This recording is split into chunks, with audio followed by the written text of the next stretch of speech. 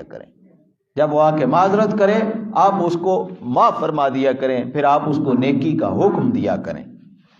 تو اسی طرح آقا علیہ الصلوۃ والسلام کی جب سیرت مقدسہ کو پڑھیں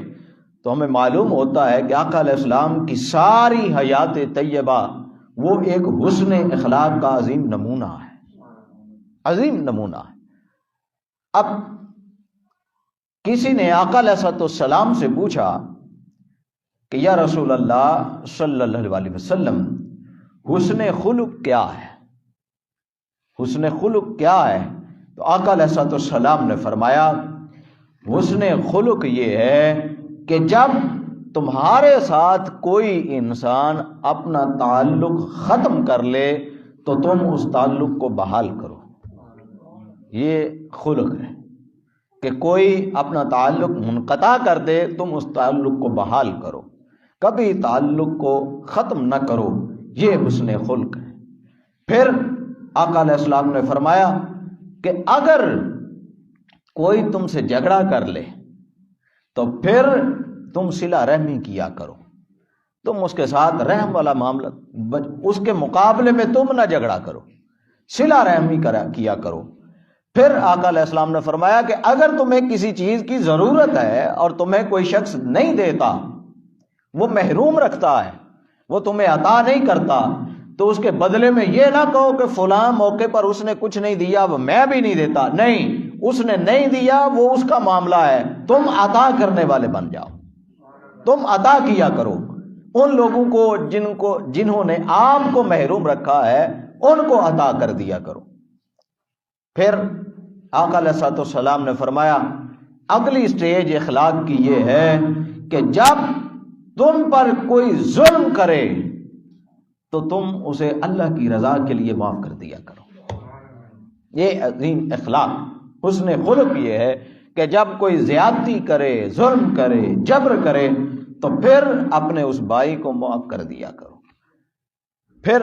آقا علیہ الصلوۃ والسلام نے فرمایا کہ جان لو ان سب معاملات میں اللہ رب العزت کی ذات نے مجھے سب سے زیادہ عمدہ اخلاق والا بنا کر بھیجا، اور پھر اللہ رب العزت کی ذات نے مجھے مبعوث بھی اسی لیے کیا ہے تاکہ میں تمہارے اخلاق کو سنوار دوں، تمہارے اخلاق کو سنوار دوں، اس لیے اللہ کی ذات نے مجھے مبعوث فرمایا۔ پھر آقا علیہ الصلوۃ والسلام نے فرمایا کہ قیامت والے دن جب میزان عدل لگا ہوگا تو اس میزان عدل پر جب اعمال تولے جا رہے ہوں گے تو انسان حیران ہوگا کہ ایک ٹکڑا آئے گا اور اس کے نیکیوں والے پلڑے میں آ کے ڈھل جائے گا، اس کا نیکیوں والا پلڑا وہ بھاری ہو جائے گا، وہ سوچے گا کہ یہ کیا ہے، پھر اسے بتایا جائے گا کہ یہ ایک ٹکڑا جس نے تمہارے نیکی والے پلڑے کو بھاری کر دیا ہے میزان عدل پر، یہ وہ اخلاق ہے جو دنیا میں تم اپنا اخلاق بلند رکھا کرتے تھے، یہ وہ حسن خلق ہے جس کی وجہ سے آج تمہارا پلڑا بھاری ہو گیا ہے۔ پھر آقا علیہ الصلوۃ والسلام نے فرمایا اس کے علاوہ دوسری جو چیز ہوگی وہ اللہ رب العزت کی ذات کا خوف ہوگا، کہ جس کے دل میں اس کی ذات کا خوف ہوگا اس کا بھی نیکیوں کا پلڑا بھاری ہو جائے گا۔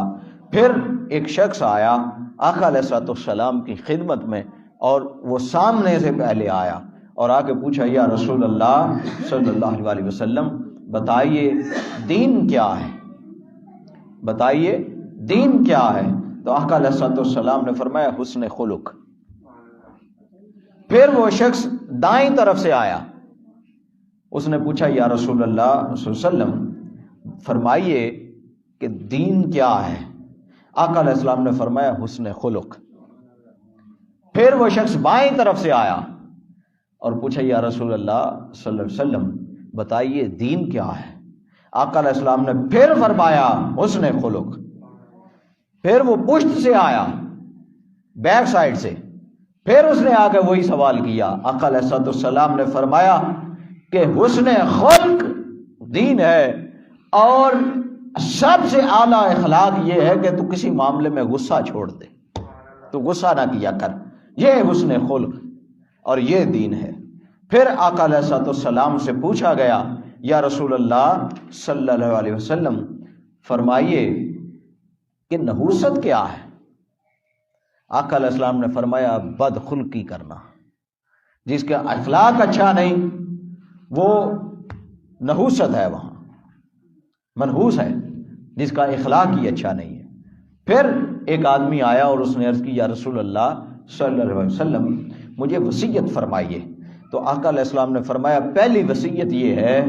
کہ جہاں کہیں بھی ہو ہمیشہ اللہ رب العزت کی ذات کا خوف اپنے دل میں بنا کر رکھو، اپنے دل کو اللہ رب العزت کی ذات کے خوف سے معمور رکھو، اس سے ڈرتے رہا کرو۔ پھر اس نے کہا یا رسول اللہ مزید نصیحت فرمائیں۔ آقا علیہ السلام نے فرمایا اس کے بعد یہ ہے کہ برائی اگر تم سے کوئی سرزد ہو جائے، اولاً تو برائی سے بچو،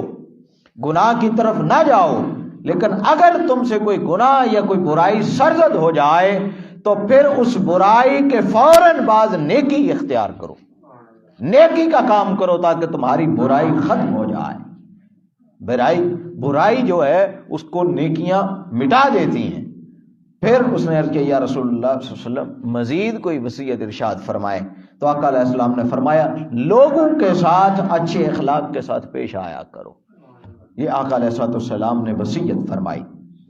پھر ایک شخص آیا اور اس نے عرض کی یا رسول اللہ صلی اللہ علیہ وسلم بتائیے کون سا عمل سب سے زیادہ افضل ترین ہے، سب سے زیادہ افضل ترین عمل بتلائیے۔ آقا علیہ السلام نے فرمایا حسن خلق، حسن اخلاق یہ سب سے افضل ترین عمل ہے۔ پھر آقا علیہ السلام نے فرمایا کہ اللہ رب العزت کی ذات نے جس بندے کی پیدائش اور خلق کو حسین بنایا ہے کبھی بھی اللہ رب العزت کی ذات اس کو جہنم میں نہیں بھیجے گی، کہ جس کی خلقت بھی عظیم ہے، کہ جس کو بنایا ہے تو عظیم بنایا، اور پھر جب اس کے اخلاق کو بنایا تو اس کے اخلاق کو بھی عظیم تر بنا دیا، تو اللہ رب العزت کی ذات اس شخص کو کبھی جہنم کا ذائقہ نہیں چکھائے گی۔ پھر حضرت فضیل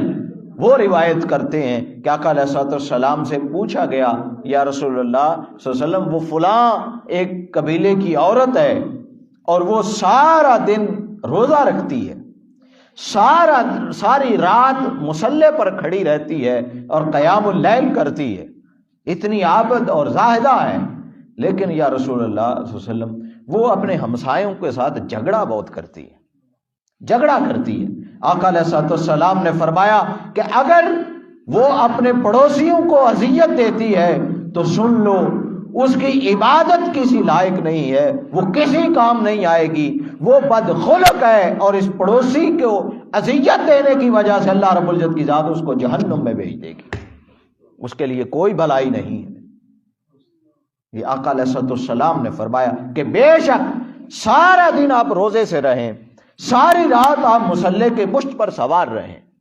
آپ جتنے مرضی عابد اور زاہد ہو جائیں، جتنے بڑے بزرگ ہو جائیں، جتنے بڑے مبلغ ہو جائیں، اگر آپ کے اندر اخلاقیات نہیں ہیں اور آپ اعلیٰ اخلاق کے مالک نہیں ہیں تو پھر آپ کی عبادت کسی کام کی نہیں ہے۔ یہ حدیث کی نص سے ثابت ہو چکا کہ آقا علیہ السلام نے فرما دیا کہ اگر یہ سارا کچھ کر کے تمہارے اندر اخلاق نہیں ہے تو اللہ رب العزت کی ذات اٹھا کے جہنم میں پھینک دے۔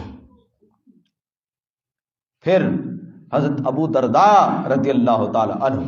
وہ فرماتے ہیں کہ میں نے آقا علیہ السلام کو یہ فرماتے ہوئے سنا کہ آقا علیہ السلام فرما رہے تھے سب سے پہلے میزان میں جو عمل تولا جائے گا وہ حسن خلق ہوگا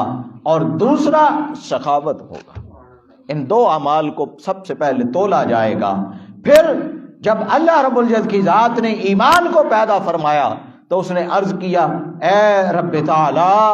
مجھے پیدا فرمایا ہے، اب مجھے کوئی قوت بھی عطا فرمائیے، اب کوئی قوت عطا فرمائیے۔ تو اللہ رب العزت کی ذات نے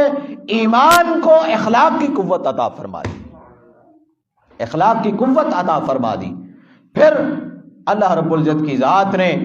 جب کفر کو پیدا کیا، کفر کو تخلیق کیا، تو اس نے بھی عرض کی اے رب تعالی مجھے بھی کوئی قوت عطا فرمائے۔ تو اللہ رب العزت کی ذات نے